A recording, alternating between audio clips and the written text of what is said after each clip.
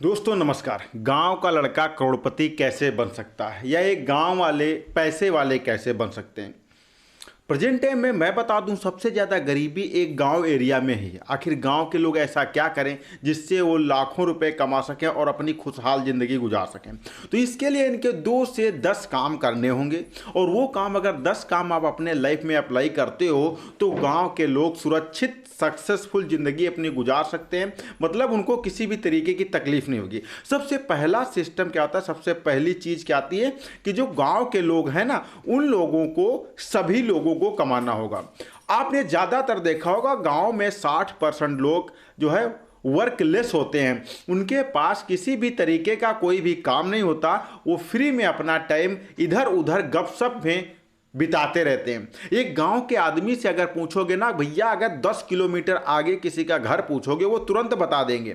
लेकिन अगर वही लखनऊ के या सिटी के किसी भी एरिया के पर्सन से अगर आप पूछोगे कि भैया पड़ोस में कौन रह रहा, वो नहीं जानते होंगे। क्योंकि वो लोग क्या करते हैं, वो लोग यही करते हैं कि अपने काम में हमेशा व्यस्त रहते हैं। और जितने सारे फैमिली मेंबर्स होंगे सारे कमा रहे होंगे। बीबी अलग कमा रहा होता है, लड़का अलग कमा रहा होता है, पिताजी अलग कमा रहे होते हैं। यानी वहां पर सारे लोग अपने शेड्यूल को मेंटेन करके कमा रहे होते हैं। और जबकि देहात में क्या होता है, गांव में क्या होता है कि जो है एक कमा रहा होता है, 3 खा रहे होते हैं।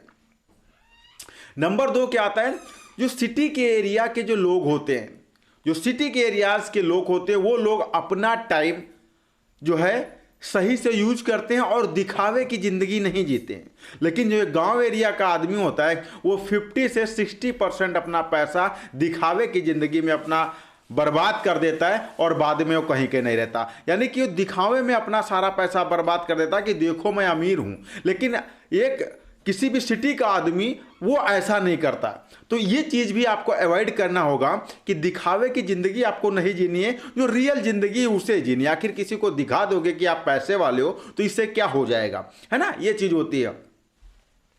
फिर नेक्स्ट नंबर पे अगर बात कर लें यूथ की, तो हमारे गांव का या देहात का लड़का वो जब 25 से ऊपर होता है, यानी इंटरमीडिएट ग्रेजुएशन करने के बाद वो पैसे कमाने के लिए जाता है।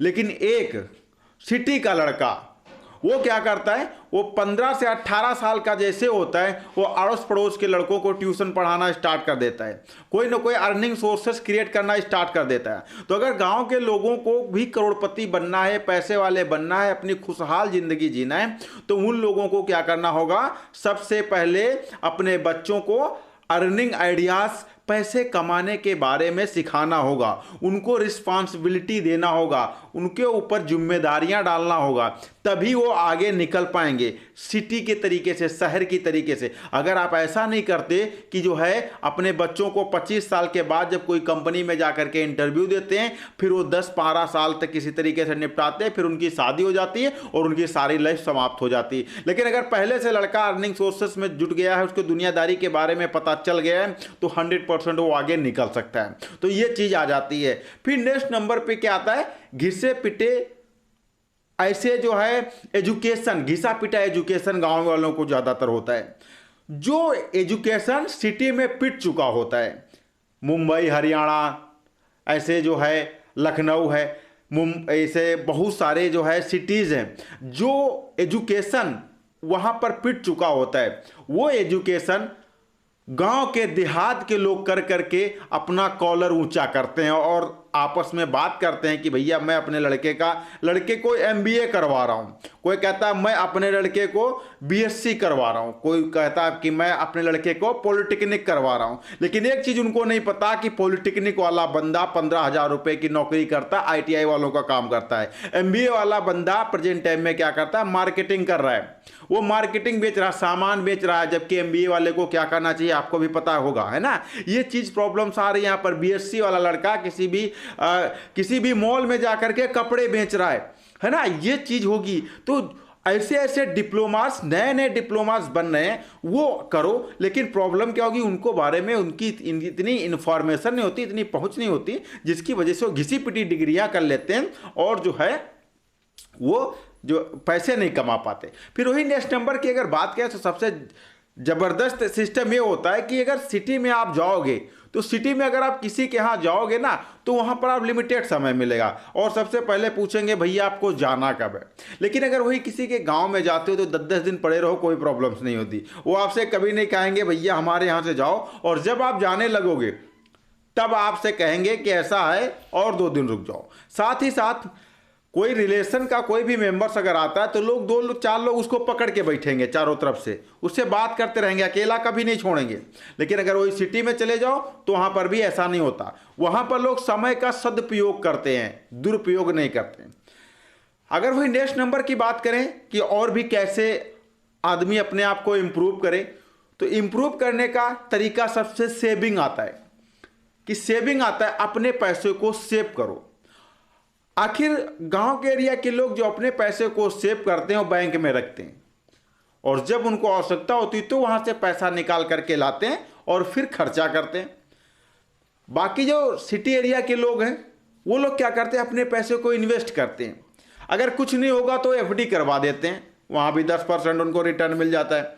शेयर मार्केट में इन्वेस्ट कर देते हैं, वहाँ भी उनको रिटर्न मिल जाता है। कोई धंधा कर रहा होता है वहाँ भी पैसे लगा दिए, वहाँ भी कुछ परसेंटेज उनको मिल जाता है ना। कुछ नहीं हुआ तो दुकान के सामने अपना जो है मॉर्निंग में 9 बजे स्कूल गए, शाम को 3 बजे आए, 3 बजे के बाद अपना कोई दुकान कोई ठेला कुछ भी लगा लिए, वहाँ से पैसे आ रहे हैं। लेकिन गांव में अगर कोई लड़का ठेला लगा ले तो उसकी बेइज्जती हो जाएगी, अगर कोई होटल खोल ले तो उसकी बेइज्जती हो जाएगी, किसी दुकान पे काम कर ले जा करके तो उसकी बेइज्जती हो जाएगी।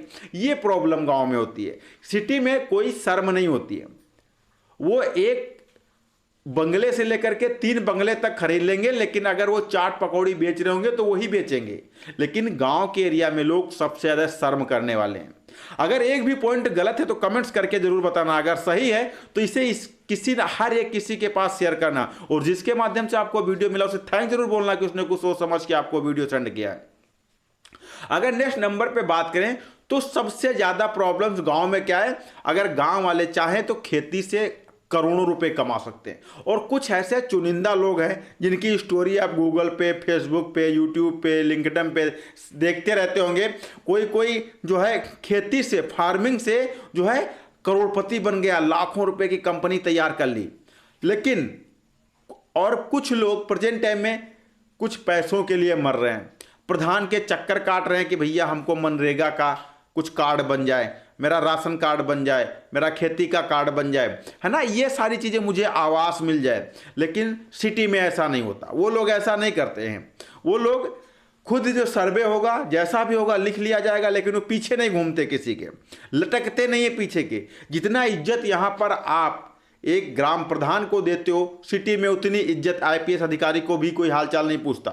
यहाँ पर अगर दरवाजे पे कोई आईपीएस अधिकारी निकल जाए तो उसको बुला करके लोग चाय नाश्ता सब कुछ गांव में करवा देंगे। लेकिन सिटी पे सारे लोग टहलते रहते हैं, दुकानदार भी नहीं बुलाता अपने दुकान पे। तो यहाँ पर क्या होता है, समय का दुरुपयोग किया जाता है और वहाँ पर समय का सदुपयोग करते हैं। वो लोग क्या करते हैं, वो लोग अपने पैसे को इन्वेस्ट करके एसेट क्रिएट करते हैं, मतलब अर्निंग सोर्सेस क्रिएट करते हैं।